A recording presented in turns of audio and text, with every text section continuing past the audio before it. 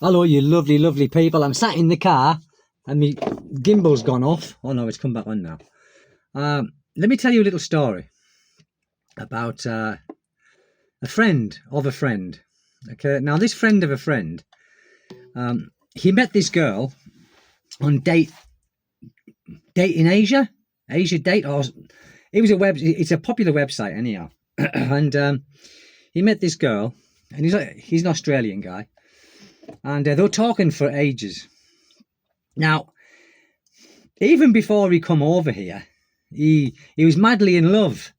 He was madly in love with this girl that he met on Dating Asia. Obviously, they exchanged private emails or whatever kind of voice and video application they use. But anyway, according to my friend, they were talking for about a year, and his friend was wanting to come over, which he did. He come over once, and he met the girl, even more in love with her after he met her, and he thought that she was the girl for him. And I think he stayed for a month or two, I believe, and fell hook, line and sinker in love, more than what he was when he was in Australia just talking on video call. So all the time he was here, he was wanting to get married, and she said she was single and that they could get married there next time he came over. Anyway, he went back to Australia and he was working, so he wasn't at retirement age. And this Filipina said, or his girlfriend, should I say, she said there was a business opportunity about buying a lot in a market, like a stall in a market, and for business. And he said, yeah, that's a good idea. So she was trying to say to him, so when he comes over here, she would already have a business established, so they would have money. Sounds too good to be true, doesn't it? So it was 100,000 pesos. Was it 100,000 pesos? 100,000? No, it wasn't 100,000 pesos. It was much more than that. I think it was. I will find out exactly. I don't know if it was 100,000 pesos or 100,000 Australian dollars. I don't know. I can't see it being that much. But anyway, this is.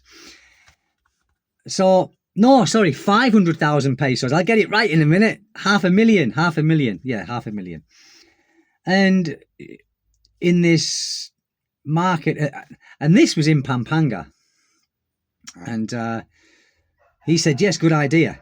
Right, so he sent the money over, and she allegedly bought the place, and she showed him around it with a camera when they were talking and that. And she said a while after, don't know how many months or how many weeks after this, she said the one beside the one that she had was also up for sale, so they could extend it. The second one was cheaper than the first one. I think the second one was 300,000 pesos. Yes, that's right, 5-3, and I'll tell you the last one, 300,000. So he sent that, right? He sent that, and she allegedly bought that one, and again showed him the video footage of it. And you know what I'm going to say now, don't you? Another one came up at the other side of her, so she would have 3 of these stalls inside a covered market. He did. He sent the money, and she allegedly bought it. And she was sending pictures of money that she was making in this market, and she showed pictures of her working in the market. So he thought it was all. He didn't even dream that this might not work out. He didn't dream of it. It just didn't cross his mind. Don't forget, he'd only been to the Philippines once in his whole life, just like me before when I was scammed here, but I blame that upon myself. That was totally my wrongdoing. I take full responsibility from that. But and besides this, he bought her a motorcycle. He sent her money for a motorcycle. And anyway, the time come when he was coming over here. So they arranged to meet at the airport. He flew over here, got to the airport, she wasn't there. There was no one there to meet him. So he called the number, her number, and that, no answer. Called it. He kept calling it again and again. Then it was just turned off. Whether she turned the phone off or changed the SIM card, I don't know. But anyway, he went to the place that he allegedly was a business partner in, and he asked, where the girl was, the owner, his girlfriend. What? Never heard of her. And he said, no, you got that wrong. These are our places. I sent money over to buy these places. And he's, no, sir, not at all. So, you know what's happening, don't you? She took all of his money and ran. Never saw her again. Never saw her again. The moral of this story is, people, don't do what I did. Don't buy a house when you first meet somebody. Stupidity that I was, green as concrete. And just don't do that. And don't send money over. If you're with somebody and you're with them for quite some time, small amounts. And don't fall for the hospital one as well. Or my grandmother or my grandfather, my father, my mother, my sons, my daughters are in hospital. And they will send a picture of someone in hospital. If you've never met them before, they could be anybody. She could have gotten those pictures off the internet or anything. Don't send large amounts of money over. Unless you're married, and you have to go back and you've been together for a long time and you totally 110% trust the person who you're with. Don't send money. We blame these women for doing it, but we are equally to blame for easily letting our money out of our hands through the big head and by ruling it with a little head. We have to be, because we find a beautiful Filipina and we think this is the one. Well, it might be, but it might not be. Everyone can put things on. You've only got to look at what's his name, Rafi Tulfo. Now I know he does a lot. He helps a lot of foreigners out, but a lot of his, for entertainment as well. A lot of it is for entertainment and and viewers on his channel and on his TV spot. But listen, we don't need we don't need to be sending money over to these girls who we don't barely know. Money's hard to earn. It's very hard to earn. Any fool can spend money. It's the wise person who holds on to it, and thinks about what he's doing. No girl is worth that. No girl is worth you losing your life savings over. They aren't. If they're going to scam you, they're going to scam it. They're going to try and get everything out of you. Everything.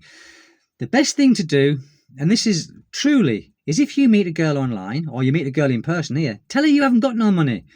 Tell her you've only got enough money to live in the Philippines as not even a good life, just to live in the Philippines. And let's just see their reaction. See their reaction. If they stick with you, brilliant. If they change their attitude because they think that you haven't got no money and they can't get anything out of you, then let them go. They're not worth it. It doesn't matter how good looking they are or how good they have acted in front of you about their undying love and this, that, and because you get it. They're very good at that. Some of them are very, very good at that. And not just here, but everywhere in the world. But here I'm talking about because it's my friend who was telling me about his friend. So don't send large amounts of money over, People telling me about family, I know what family are like here. I mean, I've been with my wife now for 7 years and she says it's almost 8 years. I think it's 7 years. But I know what family can be like. I know how they treat everything as a gift and they don't really say thank you for the gift that you do give them. But hey, that's my decision, okay? That's my decision. Anyway, we'll see because their rent is due soon in the apartment that I got them. So we'll see if they pay the rent. If they don't pay the rent, that's it. I'm not paying the rent, but I think they will. But also, I get people saying about where I live is a shithole in some comments. They're not subscribers because I see, I click onto them and I see that in the past they've left equally as shitty comments. But listen, I know that my house is not in a city, but my house is certainly not a shithole. It's not a mansion, not by any standard. It's a little modest house for a family, for one family. But I love this little place. I love where I live. I love the province. I love the lack of amenities. Because there is lack of amenities here. You know, there's no restaurants here. There is no restaurants. There is no coffee shop here where I live. If you want a coffee shop, you've got to go into Dipperlog City. Or if you want a restaurant, you've got to go into Dipperlog City. But you get used to that.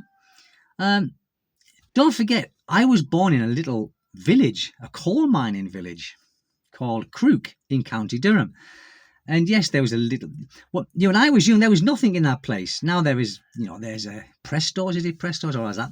That's probably gone now from the northeast of England. And there was a Morrison's there, and you know, like as I got older. But I come from a little village where there was nothing. Only it was a working man's village until you know the coal mines were were shut down. Then you know the work was zero.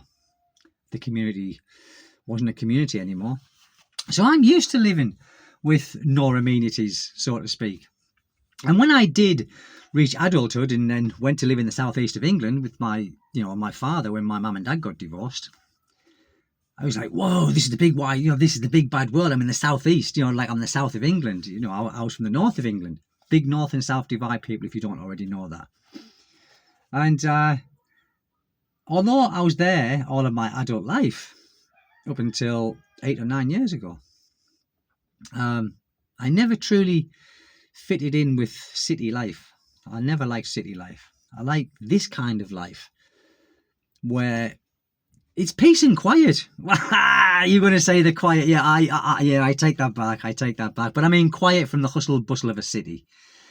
It's noisy here because of nature, you know, and because of these people here all have roosters. They all have roosters and they all have pigs. But that's part of city life. I love the province life.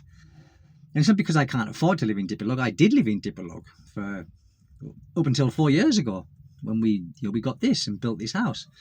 So I did live in the city with my wife, and I liked the convenience of things, but I hated the pollution, many people.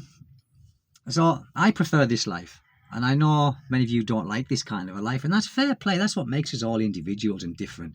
Like I've said, if we're all the same, we'd live in a boring, shitty world, wouldn't we? It would be boring if we all liked the same things and did the same things, and that's what makes us individuals. So I like it here. But listen, people, just don't part with your money. You know, I wouldn't give up everything for a woman. I simply wouldn't do that. I wouldn't give up and leave myself in the shit. It doesn't matter who it was. Because at the end of the day, you are number one. Whether you be a man or a woman, you are number one. You know, the person who you're with, you might love them to pieces. But if you aren't 100% healthy because you're worrying about them all the time, then you can't give them your best. So always prioritize yourself. It's the same with my son. I prioritize myself to be the best person I can be so I can give it to my son. You know, I'm a worrier. I've always been a worrier, always. But since I've been in the Philippines, I worry less about trivial things. I don't tend to worry about things like that, you know. But I do worry about future. And so that's why I'm setting up futures for my son. And his mum's already set up, you know. She's got this house and she will have money that will be left to her. And we, you know, she's going to sell that land, and you know that'll be like an investment for the kids, not for my wife, for the kids. We've already discussed that. The money that she does get for that land will be put in a trust for the kids, and that's how that's going to be. And I think that's a good option. But as far as my wife goes, she's got this house, and I know what'll happen when I go, you know, when I die, and I won't die before her. Of course I will. She'll probably move like her family in here, and why not? Why not? I would, you know. But I said to her, as long as I've got breath in my body, this house is a family house, and it's only me and you and the kids, and that's perfectly fine. But anyway, that's the story, people. I just thought I'd make a video on it, and I hope you enjoyed it, and I hope maybe these people, it could be some of you people, I don't know, who are talking to Filipinos on dating sites, and they don't send large amounts of money, people. Even if they are the one for you, you know, anything can happen. If you plan on coming to live in the Philippines, make sure you're there when things are bought, because it could possibly be that the things that they're buying don't even exist. Take good care, people. I'm over and out.